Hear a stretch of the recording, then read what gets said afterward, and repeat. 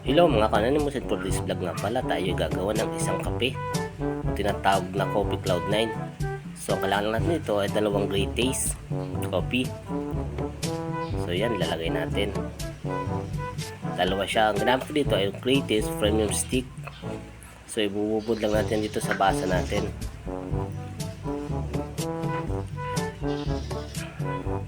Pagkatapos may lagay natin ng kaunting asukal para magkaroon siya ng kaunting tamis. So lagyan ko lang siya ng 1/4. Sumunod naman, tapos natin lagay ng kape at asukal, lagyan natin ng kaunting tubig para ma-dissolve yung ating kape. So lang nga tayong shaker. So ang gagamitin natin ay kutsara. So konti lang yung lagay natin. So ang purpose lang natin para ma-dissolve yung coffee. So itong gagawin natin brewed coffee. Pagkatapos natin haluin, set aside lang natin. Handa natin yung tasa para sa pag-brew ng ating beer brand. So ito naman yung gagawin nating milk base. So hindi natin ito lalagay ng asukal, kasi ang gagawin lang natin dito ay tutunawin lang. So lagyan natin siya ng mga 30 ml na tubig. So wala tayong takalan, so ginawa ko na lang, tinensya ko na lang kung gaano karami. So ang susunod natin gawin, haluin siya ng haluin hanggang sa matunaw.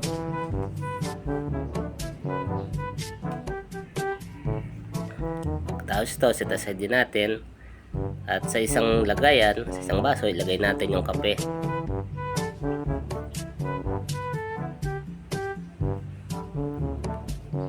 Ang sunod naman natin, tutunawin natin tong Cloud9. So ito yung magiging parang chocolate na mocha. So medyo tigas-tigas to, so kailangan matagal ang halo. So kahit ito ay matunaw na, matutunaw yung chocolate, matutunaw yung mocha, pero may maiiwan dito, yung tinatawag na parang peanut butter o nuts. So lagay lang natin siya ng kaunting tubig. So ang gagamitin natin tubig ay mainit para siya ma-dissolve. Tapos gagawin natin, nahaluin lang siya. Yan.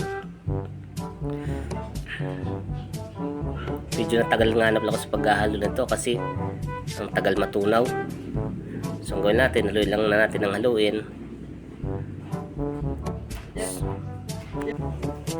So ipagpatuloy lang natin yung paghahalo. So kahit anong chocolate pwede natin gamitin.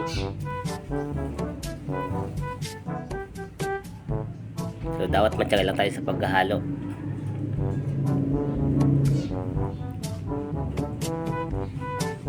So haluin lang natin ng haluin hanggang sa matunaw. So medyo parang naiinip na nga rin ako maghalo kasi wala tayong panghalo. So ang gano'n natin ay lagay natin dun sa may brewed coffee. Ang sunod naman yung gatas.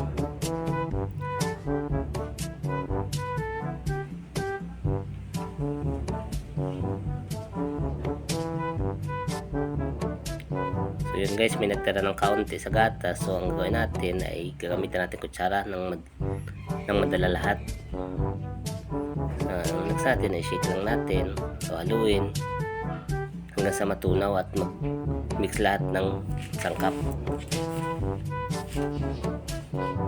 So lagay natin ng kaunting tubig pa. Yan. So ready to taste na to. So yun guys, nakita nyo mayroong mga titirang caramel or butter. Wow, sarap sa unang higop. So ang gawin natin, ipapatigil natin dito sa ating pamangkin kung masarap nga ba yung ating ginawa. So yan, tinatawag ko siya. So sabi ko, tikman niya yung aking ginawang kape kung masarap. Tapos rate niya ako sa 1 to 10. Sa una parang ayaw yung tumikim. Sabi ko nga niya, ako na magkakapit, gamitan niyo lang ng kutsara. So yun nga, tinikman niya. Tinanong ko anong lasa. So yan, medyo napapaitan siya na tatamisan. Sabi niya, 9/10 ang rate. Medyo mapait daw, pero kuha na may lasang chocolate.